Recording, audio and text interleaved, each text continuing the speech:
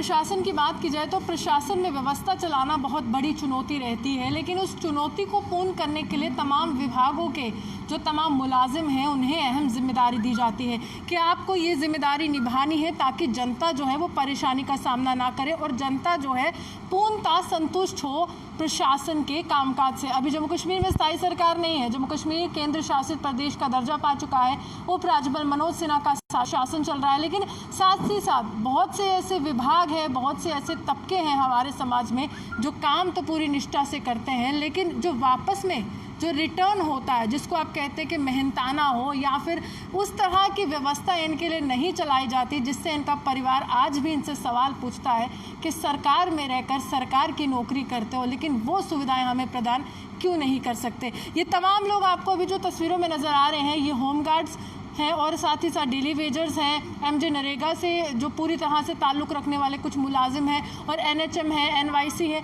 यानी कि जो लोग आपको विभिन्न तरह से प्रदर्शन करते हुए सड़कों पर नजर आए थे, अब एक मंच के नीचे आए हैं और कह रहे हैं कि यहीं से यलगार हो रहा है और यहीं से अब प्रशासन से सवाल करने की कोशिश करेंगे क्योंकि हम एक साथ और एकता में ही अपना बल दिखाएंगे। मेरे साथ कमला जी हैं, इनसे जानने की कोशिश करेंगे। कमला जी, लंबा संघर्ष है, आपको किसी परिचय की ज़रूरत नहीं है, लेकिन ऐसी क्या परेशानी आन पड़ी कि आप लोग एक साथ आए हैं, अब अकेले नहीं लड़ना चाहते?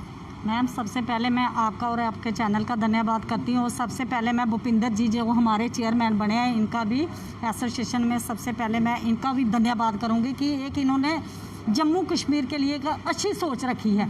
तो ऐसे लोगों की हमें ज़रूरत भी है। दविंदर जी है हमारे, आसिफ जी है, रोहित जी है, आपका क्या नाम है, सोहन जी है, जो भी मेरी बाकी टीम है, सब ने एक ही एजेंडा बनाया है कि जब हमारा मसला एक है तो हम अलग अलग क्यों लड़ते? भी एक ही से पूछना है, हाँ से पूछना जी जी।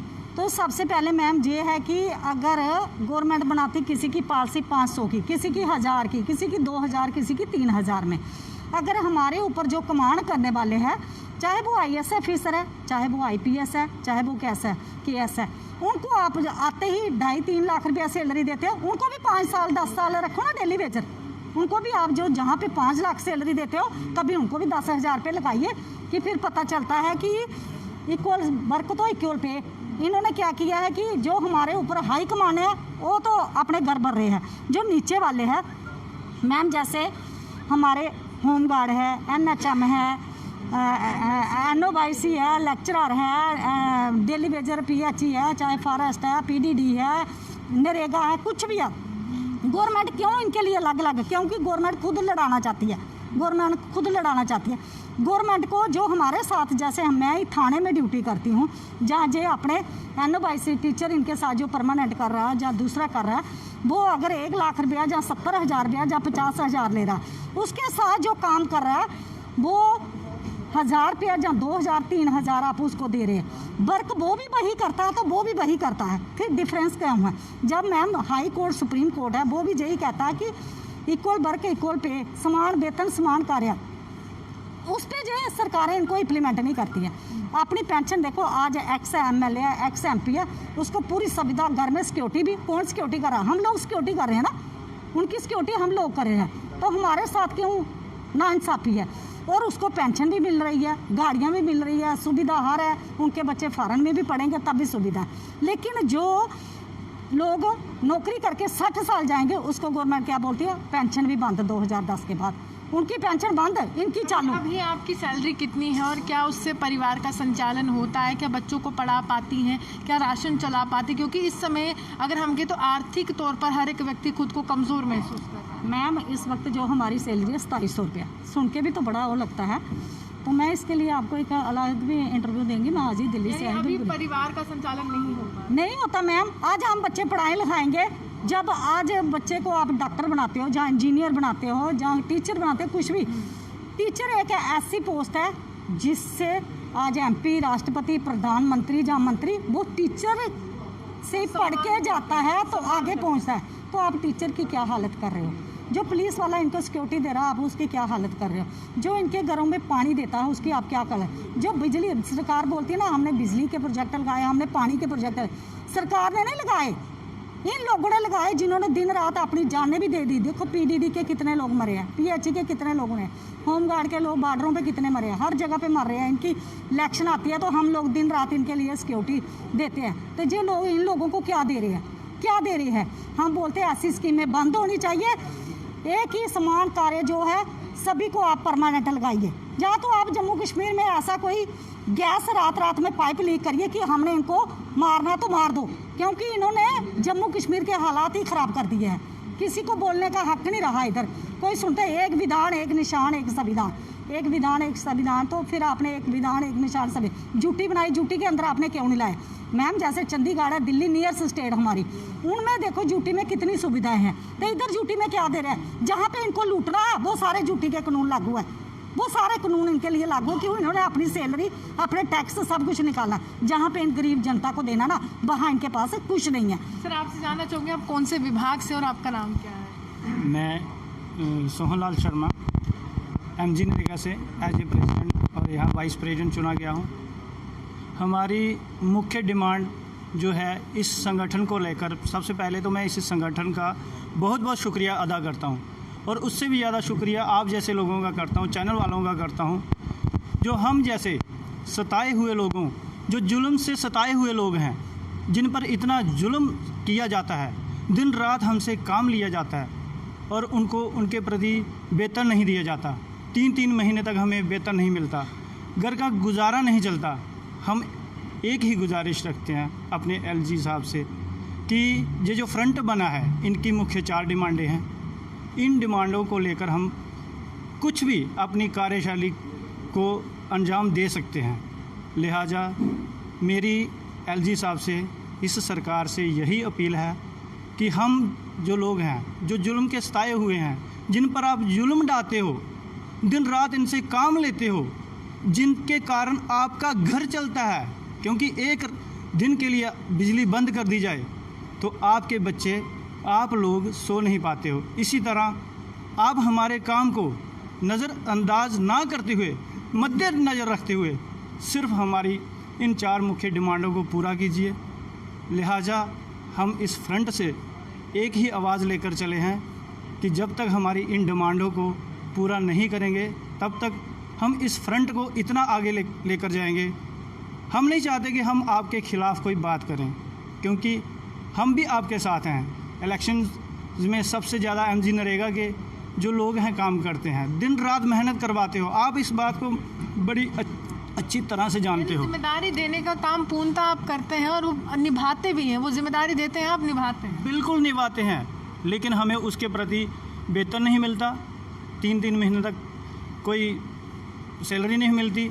जो हमें छोटा सा अनेरियम, बिल्कुल छोटा सा, इस महंगाई के दौर में छोटा सा अनेरियम दिया जाता है, उससे हमारे घर या परिवार का संचालन नहीं चलता है। लिहाजा मेरी यही अपील है कि हमारी इन 4 डिमांडों को पूरा कीजिए। सर आपका क्या नाम है और कौन सी मुख्यतः वो 4 मांगे हैं जिसको लेकर आप एक साथ एक मंच के नीचे आए? मेरा नाम आसिफ अली भट्ट है और मुझे यहाँ पे भी JKUT एम्प्लॉइज़ जॉइंट फोरम में भी प्रेसिडेंट चुना गया है।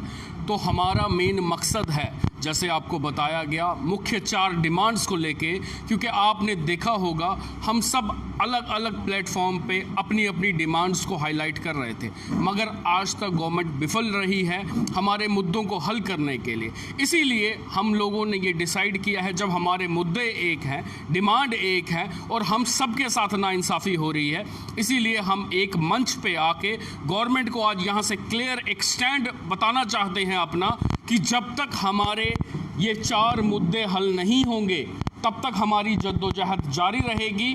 और हम नहीं चाहते कि एक ऐसा ट्रेंड बने कि हर मसला रोड पे आके हल किया जाए, मगर आज हम उस सिचुएशन में पहुंच चुके हैं जहां आप देखेंगे कि किस तरीके से कोरोना काल के टाइम पे हम सब ने किस तरीके से मेहनत की, अपनी जान की परवाह करने। कौन से विभाग से ताल्लुक? मैं NYC से। हाँ जी। तो अभी कौन सी 4 मुख्यतः डिमांड्स हैं जो लेकर आपको लगता है कि प्रशासन को सुनना चाहिए, क्योंकि अलग अलग तो वो सुन नहीं रहे थे, एक साथ सुनना चाहिए? मेन जो हमारी पहली डिमांड है रेगुलाइजेशन, सबकी रेगुलाइजेशन होनी चाहिए। एनवाईसी की रेगुलाइजेशन, एनआरएचएम की, एमजी नरेगा की, होम गार्ड की, डेली वेजेस की, जितने भी हैं सबको रेगुलाइज करना चाहिए, क्योंकि रेगुलाइज होना हमारा हक है, उससे हमें वंचित रखा जा रहा है। दूसरी हमारी जो इक्वल पे इक्वल वर्क है, आप देखें अगर एक डॉक्टर है जो परमानेंट, वो भी वही काम करता है, एनआरएचएम में जो डॉक्टर की पोस्ट पे हैं वो भी वही काम कर रहे हैं। जैसे हमारे एमजी नरेगा पे पंचायत सेक्रेटरी साहब भी वही काम कर रहे हैं, हमारा एनवाईसी या एमजी नरेगा के हैं वो भी वही काम कर रहे हैं, और वो भी ये मानते हैं, आपने देखा होगा कई स्टेटमेंट्स में उन्होंने माना है कि हमें ये लोग सपोर्ट करते हैं, इनकी मदद से हम काम को, अपनी ड्यूटी को अंजाम दे पा रहे। फिर क्या प्रॉब्लम है कि गवर्नमेंट रेगुलाइज नहीं कर पाती? आप अगर एनवाईसी की देखेंगे, जितने भी डिपार्टमेंट्स हैं, चाहे एजुकेशन है, हेल्थ है, जितने भी डिपार्टमेंट्स हैं, वहाँ पे जैसे एक परमानेंट एम्प्लॉय काम कर रहा है वैसे ही एनवाईसी भी काम कर रहे हैं, मगर आप देखें सैलरी कितनी कम है। होम गार्ड्स को देख लीजिए, जितने भी हैं, अगर वो परमानेंट एम्प्लॉयज़ की तरह काम कर रहे हैं, उसी पोस्ट के पे काम कर रहे हैं, तो उनकी सैलरी कम क्यों? इसीलिए हमारा मेन मकसद है, मेन डिमांड है यही कि इक्वल पे इक्वल वर्क होना चाहिए। तीसरी हमारी मुख्य डिमांड है, आप देखिए ओल्ड पेंशन जो 2010 से बंद कर दी गई है, मगर आज भी एमपीज़ को, एमएलएज़ को वो पेंशन है, तो ये नाइंसाफ़ी क्यों? जो दिन रात काम कर रहे हैं उनके लिए न्यू पेंशन स्कीम जो लॉन्च की गई है, जिसमें आपको पता है वो सारा पैसा जो है वो कंपनीज़ में लगता है, उनको बेनिफिट दिया जा रहा है, जबकि अगर उसमें गवर्नमेंट मानती है कि लोगों के लिए वो बेहतर है, तो फिर एमपीज़ को वो क्यों नहीं? इसीलिए ये जो भेदभाव किया जा रहा है। कहना है कि जिनको हमने चुन के विधानसभा या फिर संसद में भेजा है, अगर वो हमारी गुहार नहीं लगा पा रहे हैं तो उस तरह से व्यवस्था नहीं चलाई जाए जो उम्मीद वो करते हैं। बिल्कुल, इसीलिए हम हर चीज़ के लिए, चौथी हमारी डिमांड है, जो पिक एंड चूज के कानून है जो पास किए जा रहे हैं। आप देखिए अगर यूटी बनाया गया है, यूटीज़ में जो पे ग्रेड है वो जम्मू कश्मीर में क्यों लागू नहीं किया जा रहा? 5.5 लाख मुलाजिम को उससे वंचित रखा जा रहा है। आप ये दो चीज़ें हैं जिसमें पूरे एम्प्लॉयज़ को ये इफ़ेक्ट करती हैं, पेंशन स्कीम्स हैं और दूसरी जो ये पे ग्रेड वाली स्कीम है। इसीलिए हम ये 4 मुद्दों को लेके इकट्ठा हुए हैं और हम आपके माध्यम से एलजी साहब को ये बताना चाहते हैं कि हम इस मूवमेंट का, इसका बिल्कुल फूंक चुके हैं सारे मिलके, और जब तक अब हमारे मसले हल नहीं होंगे ये लड़ाई जारी रहेगी। और साथ में मैं बताना चाहता हूँ, इसको इलेक्शन ट्रेंड ना बनाया जाए, जो इलेक्शन की तरफ खींच के इलेक्शन के तरफ बताया जाता है और फिर कहा जाता है हमें वोट दीजिए, आप हमें जिताएं तो आपके ये मसले हल होंगे, वो इस बार नहीं होने वाला। ये आपके चैनल से मैं सब पॉलिटिकल पार्टीज़ को भी बोलना चाहता हूँ और एडमिनिस्ट्रेशन से भी बोलना चाहता हूँ, सब लोगों को, अगर हमारे मसले हल नहीं हुए तो हम किसी को सपोर्ट करने वाले नहीं हैं। एम्प्लॉयज़ अपनी लड़ाई खुद लड़ेगा। जम्मू कश्मीर के जितने भी अब ये कलेक्ट हो चुके हैं, और आपके चैनल से सब जम्मू कश्मीर के एम्प्लॉयज़ से ये अपील करना चाहते हैं हम लोग कि आज टाइम आ गया है, हम सबको इकट्ठा होना पड़ेगा अपनी डिग्निटी के लिए, अपनी फैमिलीज़ के लिए। आप देखिए अगर आज हम सब का ये हाल है तो क्या आप उम्मीद रखेंगे कल आपके बच्चों का ये हाल नहीं होगा? जो यूज़ एंड थ्रो की पॉलिसी नहीं चलेगी, ये हमारा क्लियर स्टैंड है। आप कौन से विभाग से ताल्लुक़ रखते हैं और कितना लंबा संघर्ष है आपका, और क्या कहना चाहते हैं कि आज का दिन ही क्यों चुना आप लोगों ने कि एक मंच के नीचे आएंगे और यहीं से बिगुल फूंक? मैं self Bhupendra Singh, duty president JK teacher association, belongs to education department से हूँ मैं। जैसे कि दूसरे जो हमारे साथी हैं, जो हमारे एसोसिएशंस के अलग अलग जो प्रेसिडेंट्स हैं, उन्होंने बात की आपके साथ कि क्यों आखिरकार हम सबको एक मंच पे आके सरकार से गुहार लगानी पड़ रही है। पिछले कई वर्षों से मैं कहूँगा कि जम्मू कश्मीर के अलग अलग विभागों में काम कर रहे कर्मचारी अपनी जायज़ मांगों को लेकर सड़कों में प्रदर्शन कर रहे हैं, आप भी देख रहे हैं।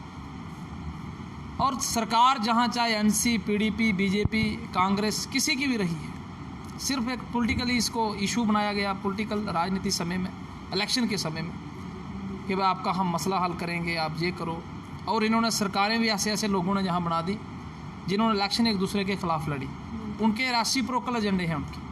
हमने भी सोचा हम भी इकट्ठे हो सकते हैं। अगर ये लोग अपने आप को, अगर ये लोग इकट्ठे हो सकते हैं जो जिनके एजेंडे एक दूसरे के रेसिप्रोकल हैं, अगर किसी का एजेंडा कश्मीर के लिए तो यहाँ किसी का जम्मू के लिए, वो इकट्ठे हो गए, वो इकट्ठे हुए कि हम सीएम बने, मंत्री बने और हमारे परिवार वालों के पास पैसे आए। उनका मकसद ही यही है, सरकार बैठे हमारे पास, जिस मर्जी पॉलिटिकल की, क्या किया इन्होंने कर्मचारियों के लिए, खास करके पढ़े लिखे युवाओं के लिए। जहाँ मैं बताना आपके माध्यम से ये समझूंगा जरूरी कि कंट्रेक्चुअल लेक्चरर्स ये क्वालिफाइड क्लास है, और उनका खास करके हमारी बहनें जहाँ पे बैठी थी, क्या हाल हुआ उनका। मैं शर्म आनी चाहिए इन लोगों को, इनको शर्म आनी चाहिए। मैं इन्होंने उन लोगों का क्या किया, ये बात करते हैं बच्चियों की, हम ये कर रहे हैं लड़कियों के लिए, हम ये कानून बना रहे हैं, हम उनको बड़ी अच्छी जी हमारी बेटी पढ़ेगी, आगे बढ़ेगी। जम्मू कश्मीर में क्या क्या हो रहा है, मुझे लगता है ये मीडिया वाले साथी भली भांति जानते हैं। तो हमने भी एक सोच बनाई कि क्यों ना हम लोग भी इकट्ठे बैठे, और हम सारे लोग जो हैं, हमारे कोई एजेंडे एक दूसरे के ख़िलाफ़ नहीं है। हमारी अगर एजुकेशन की तंजीम है, इनकी पीएचई की है, इनकी हेल्थ की है, इनकी एनवाईसी की, होम गार्ड, उनकी जो है वो मनरेगा की है, मनरेगा की।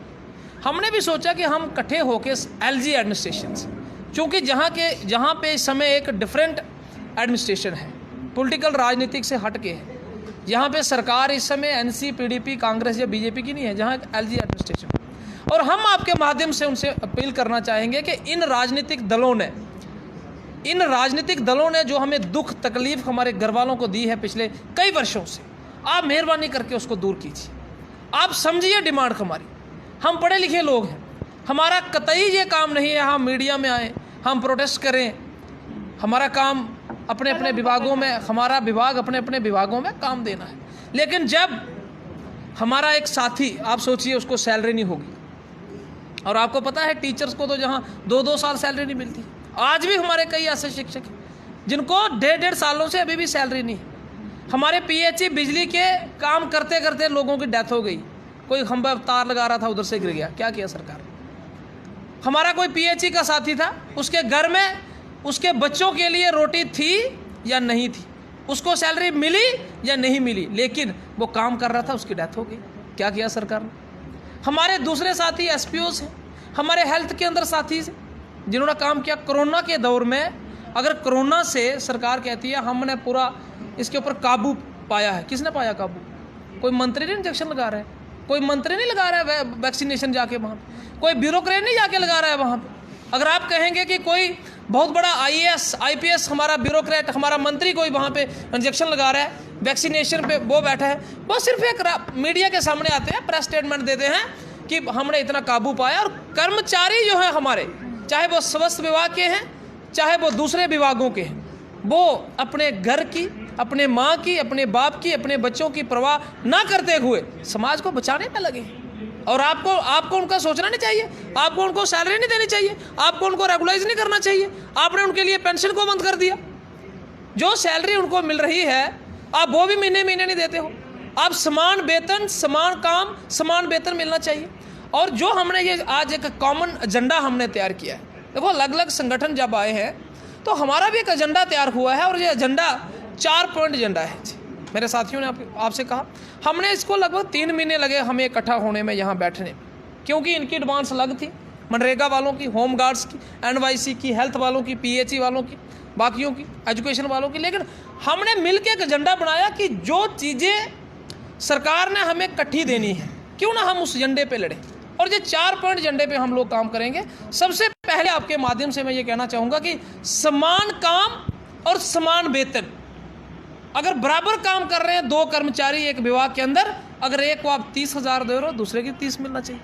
अगर वही काम 50,000 वाला कर रहा है, दूसरे को आप 2,000 दे रहे हो। जैसे हमारे हेल्थ में लगाए हैं डॉक्टर्स, हमारे पैरामेडिकल्स वहाँ पे लगाए हैं, जो परमानेंट है उनकी सैलरी 17,000, 60,000, जो कंट्रेक्चुअल है या जो अभी अनरेगुलाइज्ड है उनको 20,000, 15,000, 10,000। क्यों?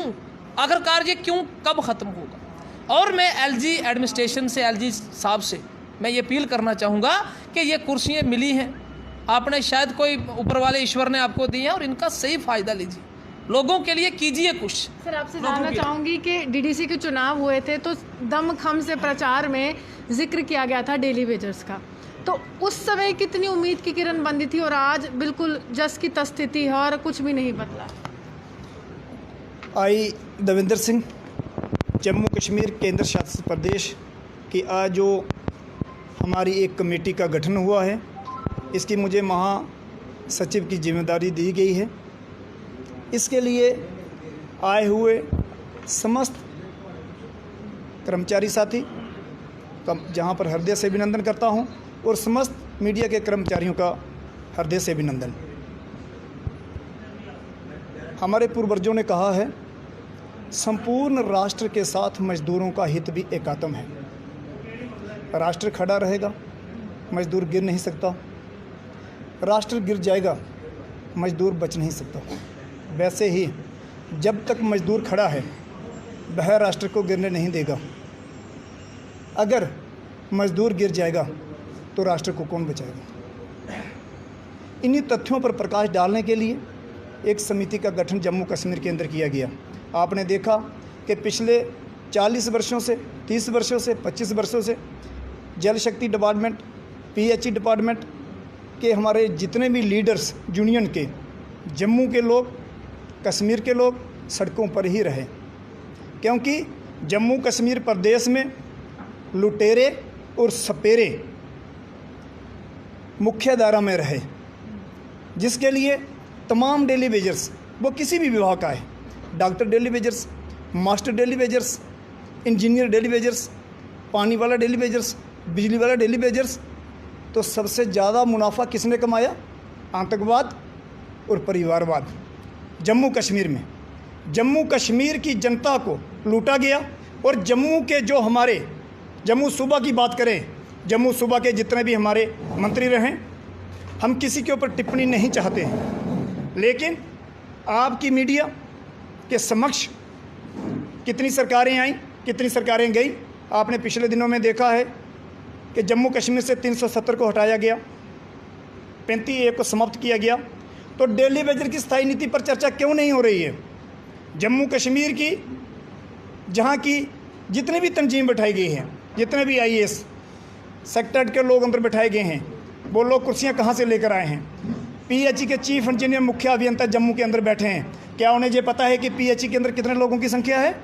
कदापि पता नहीं है। बेवकूफ़ बनाया गया डेली वेजरों को, डेली वेजरों को लूटा गया। आज मैं आपके समक्ष ये बता रहा हूँ कि हमारे डेली वेजर्स बिना कुछ लिए अपने घर वापसी जा रहे हैं।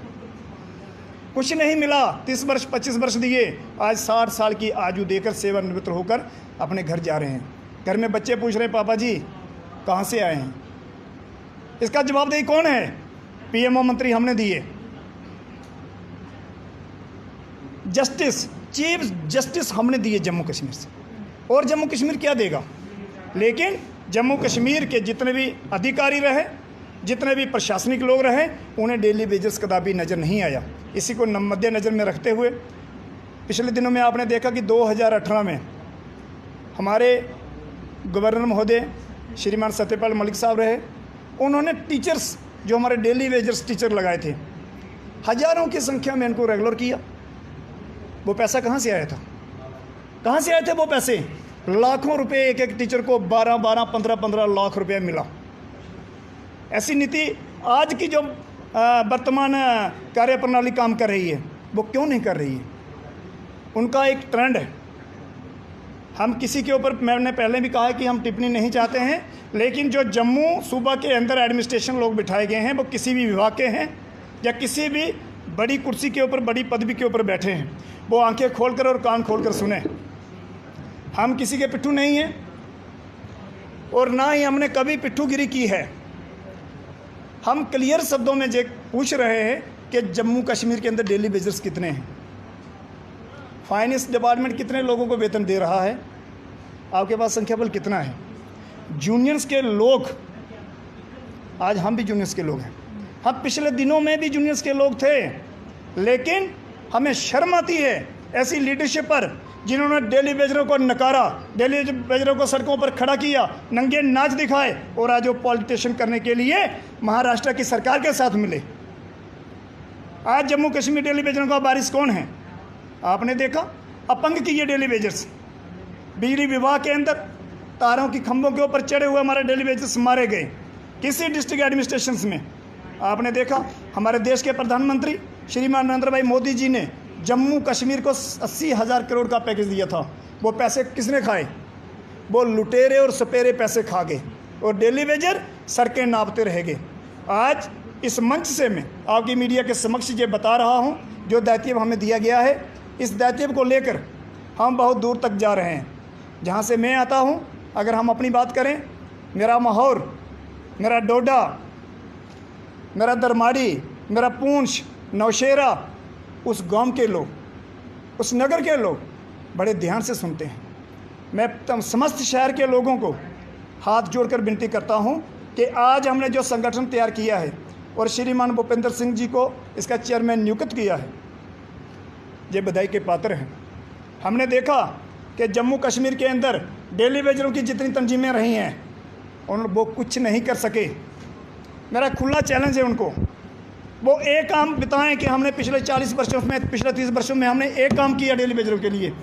डेली वेजरों को लूटने वाला कौन रहा? लुटेरे कौन रहे? यूनियंस के लीडर, यूनियंस के लीडरों ने डेली वेजरों को लूटा। सपेरे कौन है? जो सेक्टर के अंदर बैठे हैं। चीफ इंजीनियर सपेरा, मेरा चैलेंज है, चीफ इंजीनियर PHE क्लियर बताएं आपके पास डिटेल्स में क्या है। क्यों नहीं बताते हैं? ये सरकार के पिट्ठू है, ये भाजपा कांग्रेस NC के पिट्ठू हैं। ये सभी लोग शाम को एक थाली में खाना खाते हैं और डेली वेजर को तालियां बजवाने के लिए मोहरे बनाकर यूनियंस के लीडरों ने खूनी खेल खेला। अगर किसी का कत्लेआम किया गया, अगर कश्मीर के अंदर आतंकवाद फैला, तो फैलाने की सबसे बड़ी मुख्य विचारधारा किसकी थी? जम्मू कश्मीर के नेताओं की थी। आतंकवाद क्यों बना? जम्मू कश्मीर लिबरेशन फ्रंट क्यों बना? किसने बनाया? हमने नहीं बनाया। इन्हीं तथ्यों को नज़र में रखते हुए आज समस्त डेली वेजर्स अलग अलग विभागों से आए हुए हमारे जितने भी लोग साथी हैं, मेरा मीडिया से हाथ बांध कर निवेदन है, जैसा प्रश्न आप हमसे कर रहे हैं, ऐसा प्रशासन जो जम्मू कश्मीर के अंदर बैठा है, आप उनसे ऐसा प्रश्न कीजिए, उनसे पूछिए कि जो एक डेली वेजर्स 20 सालों से काम कर रहा है, उसके प्रति जम्मू कश्मीर की सरकार और जम्मू कश्मीर का प्रशासन कहाँ पर बैठा है। इन्हीं तथ्यों के ऊपर आपसे एक सवाल करना चाहूँगी। अभी कोरोना समाप्त नहीं हुआ है, तीसरी लहर का आगाज़ है और हमने देखा कि पहली लहर हो, दूसरी लहर हो, आपने बहुत अच्छा काम किया, अपनी जिम्मेदारी निभाई है। लेकिन ऐसी क्या परेशानी है कि आप भी इस मंच के साथ जुड़ गए हैं और कौन सी मुख्य मांगे हैं जिसको लेकर आप परेशान हैं? देखिए, हम इससे पहले 3 बड़े प्रोटेस्ट कर चुके हैं। ऐसे ही जितने यूनियन के यहाँ पे प्रेसिडेंट्स वगैरह आए हैं, जनरल सेक्रेटरी आए हैं, ये भी अपने हक के लिए काफ़ी फाइटें लड़ चुके हैं अकेले अपने अपने तौर पे। और गवर्नमेंट कभी कुछ कहती है, कभी कुछ कहती है, और गवर्नमेंट ने आज तक किसी भी एसोसिएशन का कोई हल नहीं किया है। इसलिए अब हम मजबूर हो चुके हैं और हम एक प्लेटफॉर्म पे आए हैं सभी मिलके। और इसका जो हमने मीटिंग की है, हमने सब एसोसिएशनों ने मिलके एक मीटिंग की और मीटिंग में ये हमने फैसला लिया है कि हम एक यूनाइट फ्रंट का गठन करेंगे और उसका जो चेयरमैन हमने बनाया है वो हमारे ये भूपिंदर जी हैं, इनको नियुक्त किया गया है। NHM के तौर पर अब क्या क्या परेशानियों का सामना कर रहे हैं? क्योंकि आप लोग तो वही हैं जिनको उपराज्यपाल मनोज सिन्हा का प्रशासन जो है बहुत बड़ी जिम्मेदारी देता है कि टेस्टिंग की प्रक्रिया में तेजी लाइए, रैपिड की प्रक्रिया में तेजी लाइए। हमने खुद आपको देखा, आप बहुत सी जगह पर खुद ही गए थे, तो आप किस परेशानी के दौर में?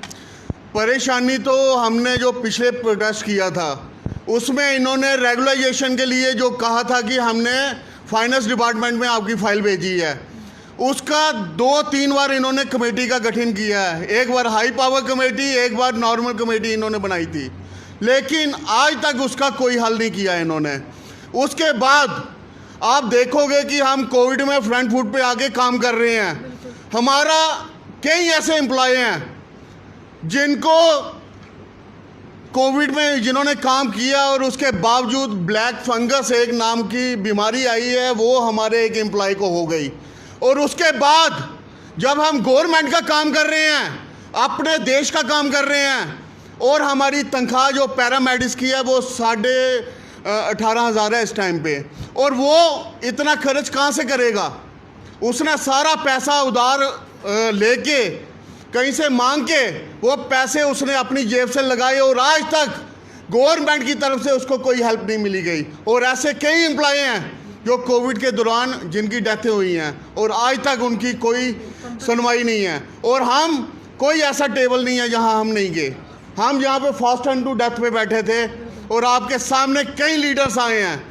कई लीडर्स हमारे सामने अब बात नहीं कर सकते क्योंकि यहाँ पे बहुत ज़्यादा भेदभाव हो रहा है और जूस भी पिलाने आए थे। जूस भी पिलाने आए हैं। अब उनका नाम मैं लेना नहीं चाहता, उससे सब जानते हैं कि कौन आया था जूस पिलाने। और वहाँ पे आज तक हमारे 5-5 महीने से टर्मिनेट हुए थे, उनको उसका नुकसान आज तक भुगतना पड़ रहा है। वो इसलिए भुगतना पड़ रहा है कि हम अपने लीडरों पे बहुत ज़्यादा भरोसा करते हैं और जो 25 MLA हमने जिता के भेजे हैं उन्होंने आज तक जम्मू के लिए कुछ नहीं किया है। अगर किया होता तो आज हमारी जितनी भी एसोसिएशनें हैं उनको इतना नुकसान नहीं झेलना पड़ता और हमारी NRHM एसोसिएशन को जितना नुकसान झेलना पड़ा है वो हमारे लीडर्स की वजह से। देखिए, साफ तौर पर ये तमाम लोग हैं, विभिन्न विभागों से ताल्लुक़ रखते हैं। परेशानी का आलम जो है वो ख़त्म होने का नाम नहीं ले रहा और लगातार ये लोग अलग अलग तरीके से प्रदर्शन करते रहे, लेकिन आज एक मंच के नीचे प्रशासन को हिलाने की कोशिश कर रहे हैं। जो पूरी तरह से सो चुका है उनको जगाने की कोशिश कर रहे हैं कि मांगे हमारी एक हैं तो क्यों ना साथ ही मिलकर चलते हैं। अभी हमारे से बने देखते हैं द न्यूज़ नाउ जम्मू से के।